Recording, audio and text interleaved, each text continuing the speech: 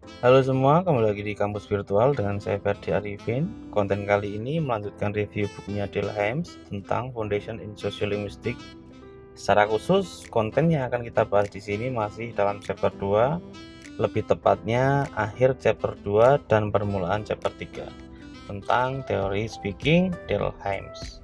Tanpa berlama-lama, mari kita mulai.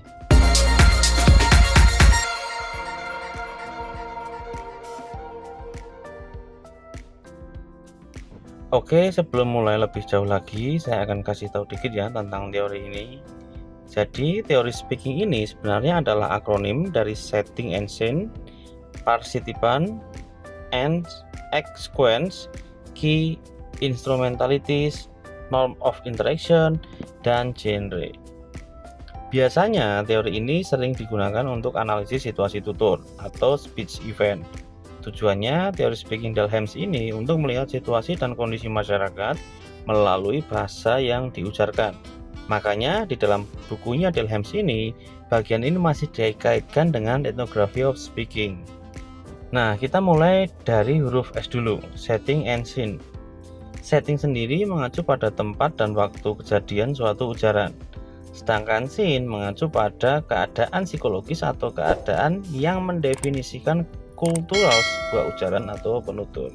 Jadi, dari setting and scene ini kita bisa lihat maupun menilai si penutur. Maksudnya, kalau kita amati secara etnografis, si penutur ini apakah menggunakan bahasa yang sama jika tempat dan waktunya berbeda. Misal, saat dia berada di pos ronda, ternyata bahasa yang digunakan banyak menggunakan kosakata kasar. Tapi saat di forum rapat RT, penutur ini ternyata sama sekali tidak menggunakan kosakata kasar. Bahkan kosakata yang dikeluarkan sangat formal. Nah, ini memberikan salah satu petunjuk peneliti untuk menilai seperti apa orang ini. Bisa dimengerti ya. Lalu berikutnya partisipan. Participants ini mengacu pada hubungan penutur dan petutur atau pembicara dan pendengar. Sederhananya, Hymes menjelaskan bahwa setiap orang memiliki peran dalam hidupnya. Layaknya lagu Nika Ardila, dunia ini panggung sandiwara. Makanya semua orang pasti punya peran di dalam kelompok sosialnya. Maka dari itu, analisis partisipan saat adanya peristiwa tutur ini sangat membantu peneliti menilai kondisi yang terjadi, baik kondisi pembicaranya atau kondisi pendengarnya. Contoh sederhana deh, kasus peristiwa tutur di Jawa. Jika partisipan dari peristiwa tutur itu pemuda dan orang tua, pasti bahasa yang digunakan pemuda menggunakan bahasa Jawa halus. Namun, jika partisipan dari peristiwa tutur itu sama-sama pemuda, bahasa yang digunakan adalah bahasa Jawa. Nah, hal ini akan membantu peneliti menelaah kondisi masyarakat tersebut. Oh, ternyata di Jawa ada nilai kesopanan.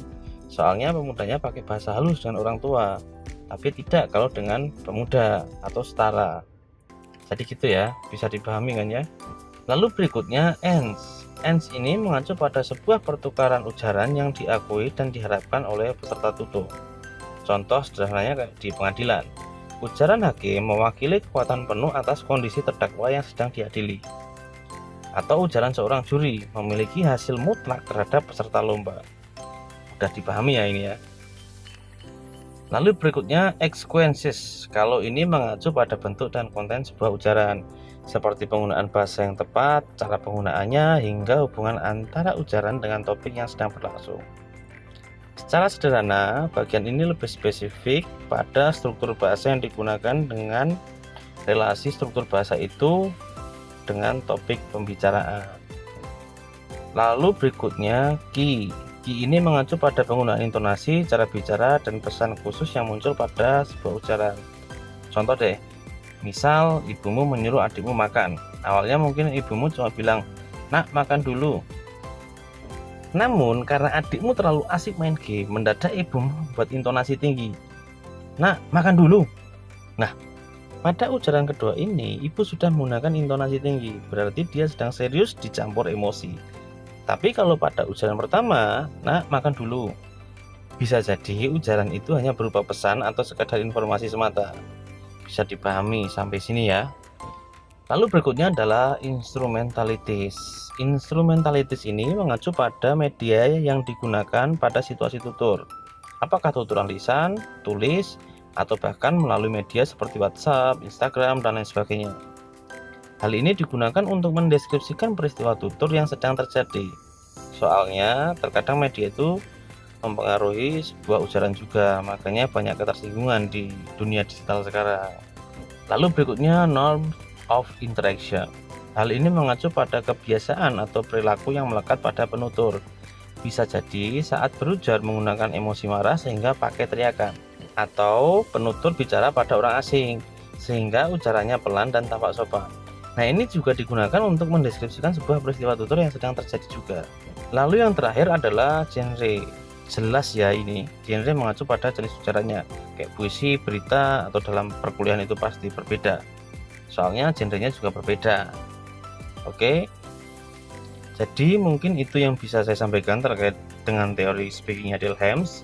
Ini bisa kalian gunakan untuk analisis film, drama, atau situasi tutur di dunia nyata.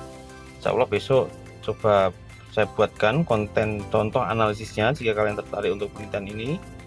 Tapi untuk saat ini kita akhiri dulu konten tentang speakingnya Helms. Sampai jumpa besok lagi. Ciao.